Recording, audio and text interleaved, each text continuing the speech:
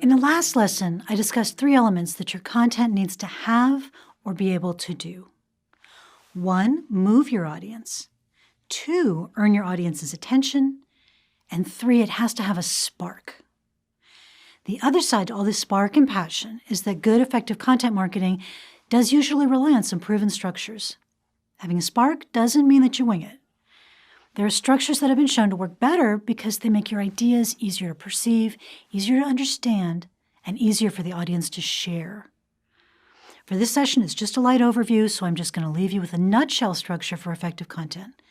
Don't worry, we're going to dig a lot deeper into this in later sessions. We also have supplemental materials for you that are going to help you with anything you might need to really hone your skills as a marketer. For right now, I'm just going to outline the nutshell structure for you. The first thing that good, effective content marketing normally will have is a headline that instantly commands attention. This is actually one of the most important things you can do for your content because of human nature and, more to the point, because of the things that distractibility and information overwhelm have done to our nature. You have to use that headline to capture the attention in a fraction of a second. We will talk more about that. And then, of course, after the headline, that first little bit of the content, the first few sentences, need to pull the audience in. You need to hook the audience with a story, some humor, some fascinating fact. Something has to pull their attention in so that they engage. Most effective content also has useful information that solves a problem the audience cares about. If you think about the kind of content you read in magazines, you will be very close to the mark. It's the kind of thing people read, again, or watch or listen to because they're interested in the subject and they want to know more about it. Effective content also will normally have a single focused point. If you will, it's a moral to the story that the content is trying to teach.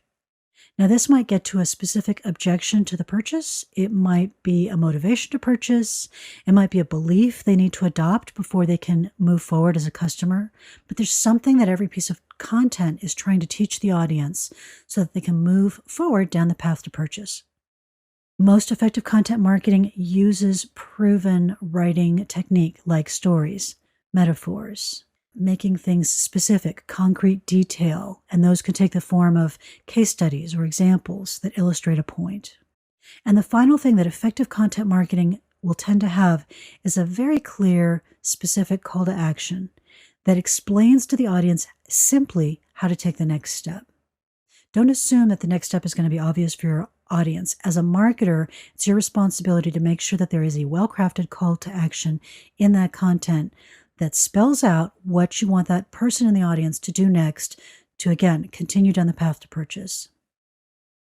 So that's just my very high-level overview of what content marketing is. It's not just something interesting to read on the web. It's not, for example, the kind of content you would see on a site like BuzzFeed that people will read to pass a few minutes on a break. It can resemble that content, but it has a different function. The function of content marketing is to pave the path to a purchase for an interested prospect, an interested lead.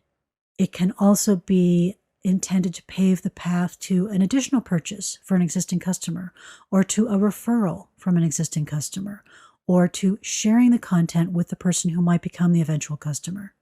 But it's all about paving that path to a sale in a way that is just as interesting and compelling and readable and shareable as that popular content on sites like BuzzFeed.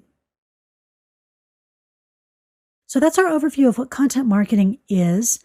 Up next, I'm going to do a very quick session for you just to explain how the course works, what you can expect. Then we're going to talk quickly about who you are as a professional and how you're going to use this course to start marketing yourself as a content professional, and the way that the assignments in this course are going to help you do that. And then we'll dive right into the nitty-gritty of content strategy, which is, of course, what you're here for. So that's it for today. Thank you so much for your time and attention. My name is Sonia Simone, and I'm the Chief Content Officer of Copyblogger Media. Thanks so much.